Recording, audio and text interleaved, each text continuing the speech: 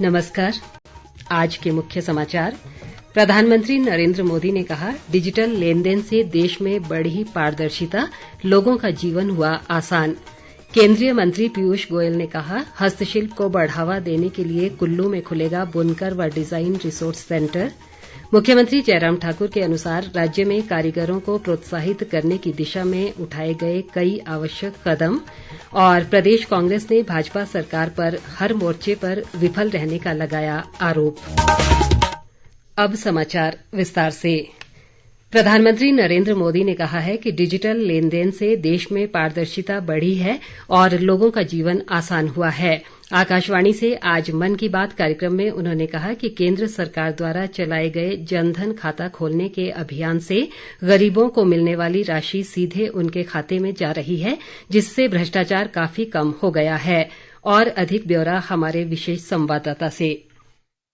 प्रधानमंत्री नरेंद्र मोदी ने नदियों की महिमा पर प्रकाश डालते हुए इनके संरक्षण के प्रयासों की सराहना की है। आज विश्व नदी दिवस के उपलक्ष्य में उन्होंने कहा कि भारतीय परंपरा में नदियों को माँ कहा गया है। वर्ल्ड रिवर डे यानी विश्व नदी दिवस। हमारे यहाँ कहा गया है, पिबन्ति नद्यः स्वयमेव नाम्भः, अर्थात नदियाँ अपना जल खुद नहीं पीती बल्कि परोपकार के लिए देती है, तभी तो हम नदियों को माँ कहते हैं। प्रधानमंत्री ने कहा कि जिस तरह शौचालयों के निर्माण से गरीबों की गरिमा बढ़ी है, उसी तरह आर्थिक स्वच्छता गरीबों के अधिकार को सुनिश्चित बनाती है। आर्थिक स्वच्छता गरीबों को अधिकार सुनिश्चित करती है, उनका जीवन आसान बनाती है। जनधन खातों को लेकर देश ने जो अभियान शुरू किया, इसकी वजह से आज गरीबों को उनके हक का पैसा सीधा उनके खाते में जा रहा है, जिसके कारण भ्रष्टाचार जैसी रुकावटों में बहुत बड़ी मात्रा में कमी आई है। आर्थिक स्वच्छता में टेक्नोलॉजी बहुत मदद कर सकती है। हमारे लिए खुशी की बात है, आज गांव देहात में भी फिनटेक यूपीआई से डिजिटल लेन देन करने की दिशा में सामान्य मानवी भी जुड़ रहा है, उसका प्रचलन बढ़ने लगा है। अब फिनटेक का महत्व बहुत बढ़ रहा है। प्रधानमंत्री ने बताया कि यूपीआई से पिछले माह अगस्त में 355 करोड़ से अधिक का लेन देन किया गया है। पिछले अगस्त महीने में एक महीने में यूपीआई से 355 करोड़ ट्रांजैक्शन हुए, यानी करीब करीब 350 करोड़ से ज्यादा ट्रांजैक्शन। यानी हम कह सकते हैं कि अगस्त के महीने में 350 करोड़ से ज्यादा बार डिजिटल लेन देन के लिए यूपीआई का इस्तेमाल किया गया है। आज एवरेज 6 लाख करोड़ रुपए से ज्यादा का डिजिटल पेमेंट यूपीआई से हो रहा है। प्रधानमंत्री ने कहा कि कोविड महामारी ने देशवासियों को बहुत कुछ सिखाया है, इससे स्वास्थ्य के प्रति लोगों में जागरूकता बढ़ी है। उन्होंने कहा कि हमारे देश में पारंपरिक रूप से प्राकृतिक उत्पाद उपलब्ध हैं, जिन्हें बढ़ावा देने के प्रयास किए जा रहे हैं। आज की हालत में जिस प्रकार मेडिसिनल प्लांट और हर्बल उत्पादों को लेकर दुनिया भर में लोगों का रुझान बढ़ा है, उसमें भारत के पास अपार संभावनाएं हैं। बीते समय में आयुर्वेदिक और हर्बल प्रोडक्ट्स के एक्सपोर्ट में भी काफी वृद्धि देखने को मिली है। मैं साइंटिस्ट, रिसर्चर्स और स्टार्टअप की दुनिया से जुड़े लोगों से ऐसे प्रोडक्ट की ओर ध्यान देने का आग्रह करता हूं, जो लोगों की वेलनेस और इम्यूनिटी तो बढ़ाए, हमारे किसानों और नौजवानों की आय को भी बढ़ाने में मददगार साबित हो।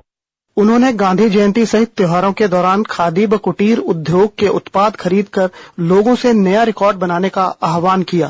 2 अक्टूबर पूज्य बापू की जन्म जयंती पर हम सब फिर से एक बार एक नया रिकॉर्ड बनाएं। आप अपने शहर में जहां भी खादी बिकती हो, हैंडलूम बिकता हो, हैंडीक्राफ्ट बिकता हो, और दिवाली का त्योहार सामने है, त्योहारों के मौसम के लिए खादी, हैंडलूम, कुटीर उद्योग से जुड़ी आपकी हर खरीदारी वोकल फॉर लोकल इस अभियान को मजबूत करने वाली हो, पुराने सारे रिकॉर्ड तोड़ने वाली हो। प्रधानमंत्री ने कहा कि विभिन्न अवसरों पर उन्हें दिए गए उपहारों की नीलामी की जा रही है और इससे मिलने वाली राशि को नमामि गंगे अभियान पर खर्च किया जाएगा। रितेश कपूर, आकाशवाणी समाचार, शिमला। भाजपा के वरिष्ठ नेता व पूर्व मुख्यमंत्री प्रेम कुमार धूमल ने सुजानपुर विधानसभा क्षेत्र के नलाही गांव में प्रधानमंत्री के मन की बात कार्यक्रम को सुना। इस अवसर पर अपने संबोधन में उन्होंने लोगों से लोकल फॉर वोकल को बढ़ावा देने, नदियों की पवित्रता और स्वच्छता अभियान को उत्साह के साथ जारी रखने की अपील की। धूमल ने पंडित दीनदयाल उपाध्याय के जीवन से प्रेरणा लेने और कोविड वैक्सीन लगवाने के संदेश को जन जन तक पहुंचाने की आवश्यकता पर भी बल दिया। केंद्रीय वाणिज्य व उद्योग मंत्री पीयूष गोयल ने कहा है कि कुल्लू में बुनकर व डिजाइन रिसोर्स सेंटर खोला जाएगा। इसका पूरे प्रदेश के हथकरघा उद्योग से जुड़े लोगों को लाभ मिलेगा। कुल्लू में आज हस्तशिल्प व हथकरघा कारीगरों के साथ संवाद के बाद मीडिया से बातचीत में उन्होंने कहा कि राज्य सरकार इस केंद्र की स्थापना के लिए सैद्धांतिक रूप से जगह देने को तैयार है। एक full fledged weaver service centre और डिजाइन रिसोर्स सेंटर कुल्लू में बनाया जाएगा। राज्य सरकार और केंद्र सरकार मिलके इस सेंटर को जल्द से जल्द शुरू करेगी। कुल्लू की शॉल्स, कुल्लू के मेटल के प्रोडक्ट्स, ये सब चीजों को और पूरे हिमाचल में वीवर्स को अच्छे डिजाइन मिले, अच्छी ट्रेनिंग मिले, स्किल डेवलपमेंट हो, उसके लिए सेंटर बहुत लाभकारी होगा। केंद्रीय मंत्री ने कहा कि पिछले 50 वर्षों के दौरान प्रदेश में हथकरघा व हस्तशिल्प क्षेत्र में जो तरक्की हुई है वो सराहनीय है। उन्होंने कहा कि केंद्र सरकार ने हस्तशिल्प वस्तुओं के प्रोत्साहन के लिए एक समिति गठित की है जो इनकी गुणवत्ता, डिजाइन और विपणन को बेहतर बनाने के सुझाव सरकार को देगी। उन्होंने इसी प्रकार की समिति प्रदेश में गठित करने का सुझाव भी दिया। संवाद के दौरान मुख्यमंत्री जयराम ठाकुर ने कहा कि राज्य सरकार बुनकरों को पेश आने वाली समस्याओं को सुलझाने के लिए प्रयासरत है। उन्होंने कहा कि राज्य में कारीगरों को प्रोत्साहित करने की दिशा में आवश्यक कदम उठाए गए हैं। मुख्यमंत्री ने बताया कि बुनकरों के लिए ऑनलाइन बिक्री की सुविधा देने के उद्देश्य से फ्लिपकार्ट के साथ समझौता हुआ है, जिससे प्रदेश के उत्पादों व कला को पहचान मिलेगी। शिक्षा मंत्री गोविंद ठाकुर भी इस दौरान मौजूद रहे। केंद्रीय मंत्री ने बुनकर इकाइयों द्वारा लगाई गई हथकरघा प्रदर्शनी का भी अवलोकन किया। इससे पहले उन्होंने अटल टनल रोहतांग का भी दौरा किया। ग्रामीण विकास मंत्री वीरेंद्र कंवर ने कहा है कि स्वयं सहायता समूहों के उत्पादों को ऑनलाइन बेचने की तैयारी की जा रही है।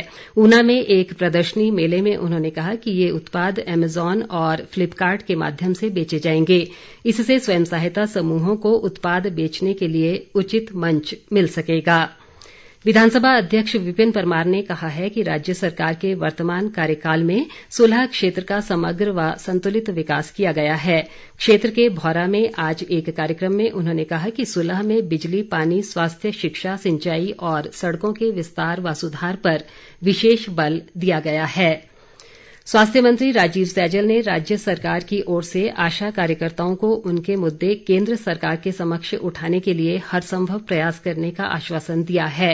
कांगड़ा जिले के फतेहपुर में आज आशा कार्यकर्ता संघ के अधिवेशन में उन्होंने कहा कि कोरोना काल में आशा वर्कर आशा की किरण बनी हैं और सरकार द्वारा उन्हें पूरा मान सम्मान दिया जाएगा। शिमला में 2 दिवसीय ईट राइट मेला आज संपन्न हो गया। भारतीय खाद्य सुरक्षा व मानक प्राधिकरण और स्वास्थ्य सुरक्षा व विनियमन विभाग द्वारा मेले का आयोजन किया गया।